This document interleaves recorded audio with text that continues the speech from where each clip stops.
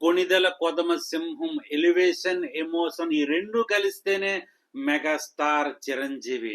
ఎంటర్‌టైన్‌మెంట్‌కి, ఎలివేషన్స్‌కి, ఎమోషన్స్‌కి ఆయన పెట్టిందే పేరు. ఆయన్ని వాడుకోవడం తెలిస్తే మనశంకర వరప్రసాద్ రీజనల్ మూవీస్‌లో హైయెస్ట్ గ్రాస్ కలెక్ట్ చేసి టాలీవుడ్‌లోనే నంబర్ 1 ఫిల్మ్‌గా, నంబర్ 1 యాక్టర్‌గా చిరంజీవి గారు సువర్ణాక్షరాలతో 2026 ఆయన ఖాతాలో రాసేసుకున్నారు. ఈ రికార్డ్‌ను కొట్టాలంటే నా భూతో, నా భవిష్యత్తు అనేటట్టుగానే ఉంది. 25 రోజులకే 375 కోట్ల బెంచ్ మార్క్‌ను సెట్ చేసి 400 కోట్ల వైపు వెళ్ళిపోతున్నారు చిరంజీవి గారు. రీజనల్ హీరోగా, రీజనల్ ఫిల్మ్‌లో ఈ రికార్డ్‌ని టచ్ చేయాలంటే ముమ్కిన్ అని చెప్పొచ్చు. మెగాస్టార్ అంటే ఒక పేరు కాదు, అది ఒక ఎమోషన్స్. ఆ ఎమోషన్స్‌కి కనెక్ట్ అయిపోతే డిస్కనెక్ట్ అవ్వడం చాలా కష్టం.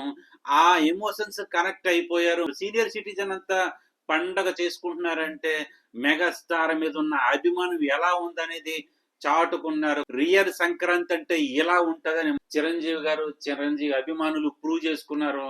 ఫ్యామిలీకి అందరికీ కనువిందు చేసిన చిరంజీవి గారు మరి బాబీ గారి డైరెక్షన్ లో అందులో గెస్ట్ రోల్ మోహన్ లాల్ అనుకుంటున్నారు. ఆయన అక్కడ మెగాస్టార్, ఇక్కడ ఈయన మెగాస్టార్. ఇద్దరు మెగాస్టార్లు కలిస్తే మరొక విధ్వంసం అవబోతుందా? అంతేకాదు వశిష్ఠ డైరెక్షన్ లో విశ్వంబర రాబోతుంది. మెగాస్టార్ ప్రభంజనం చూసిన తర్వాత మనశంకర వరప్రసాద్ తో వశిష్ఠ గారు విజువల్స్ పరంగా చాలా కేర్ తీసుకున్నారని అండర్ రిపోర్ట్ వస్తుంది. మెగాస్టార్ గారు ఈసారి 400 కోట్లు కాదు, 500 నుంచి 800 లేదా 1000 కోట్లు కొట్టే అవకాశం ఉంది. ఇక deputy CM power star Pawan Kalyan గారు ఓజితో విధ్వంసం చేసి వదిలేశారు. 305 కోట్ల నుంచి 310 కోట్ల వరకు బెంచ్ మార్క్ సెట్ చేశారు 2025లో. అదే హైయెస్ట్ గ్రాస్ టాలీవుడ్ లో 2025 వరకు. కానీ 2026లో మరలా ఆయన రాబోతున్నారు ఉస్తాద్ భగత్ సింగ్ తో. అది సర్ప్రైజ్ గా 2-3 నెలల ముందే వచ్చేస్తున్నారు. మార్చి 20వ తారీఖున రిలీజ్ అవబోతున్నారు ఉస్తాద్ భగత్ సింగ్ తో. మరి ఎటువంటి ప్రపంచం సృష్టిస్తారు, ఎటువంటి విధ్వంసం సృష్టించబోతున్నారు అనేది వెయిట్ చేసి చూడాలి. విధ్వంసం ఎందుకన్నారంటే గబ్బర్ సింగ్ తో ఎటువంటి ప్రపంచం సృష్టించారో మనందరికీ తెలుసు. ఇప్పుడు ఉస్తాద్ భగత్ సింగ్ తో లేటెస్ట్ గా రాబోతున్నారు. మరి ఎటువంటి రికార్డులు మరి కొల్లగొట్టబోతున్నారో మన డిప్యూటీ సీఎం గారు చూడాలి. ఇక మన గ్లోబల్ స్టార్ రామ్ చరణ్ గారు పెద్దితో ఏప్రిల్ 30వ తారీఖున రాబోతున్నారు. పెద్ద హీరోలకి దమ్మున్న మూవీకి ఫెస్టివల్ డేట్ అవసరం లేదు. ఎందుకంటే ఫెస్టివల్ డేట్స్ అనేది ఫ్యామిలీ అందరూ తండోపతండాలుగా వచ్చి పడతారు. సినిమా ఎలాగున్నా హిట్ చేసి పారేస్తారు, బ్లాక్ బాస్టర్ ఇచ్చేస్తారు.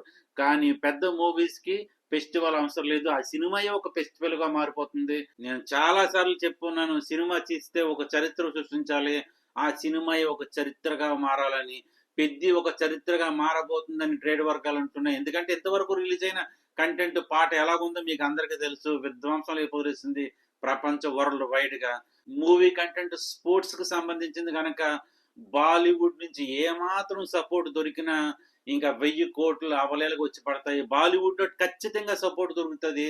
స్పోర్ట్స్ సినిమాకి చాలా గౌరవిస్తారు, చాలా విలువిస్తారు, తండోపతండాలుగా వచ్చి పడిపోతారు. ఏమాత్రం ఎమోషనల్ గా, ఎలివేషన్స్ గా సినిమా కనెక్ట్ అయిపోతే బాలీవుడ్ లో ఇంకా విధ్వంసాన్ని ఎవరు ఆపేది లేదు. రామ్ చరణ్ గారికి అంటే మెగా ఫ్యామిలీకి, కొనిదెల ఫ్యామిలీకి మొట్టమొదటి సింగిల్ గా సోలోగా 1000 కోట్ల బొమ్మ అవబోతుంది పెద్దిది రామ్ చరణ్ గ్లోబల్ స్టార్ది. మరి ఇది ఎక్కడికైనా వివరించితే లైక్ చేయండి, షేర్ చేయండి. Daily goosebumps collections reviews కోసం మన ఛానల్ ని సబ్స్క్రైబ్ చేసుకోండి. Thank you so much. Bye.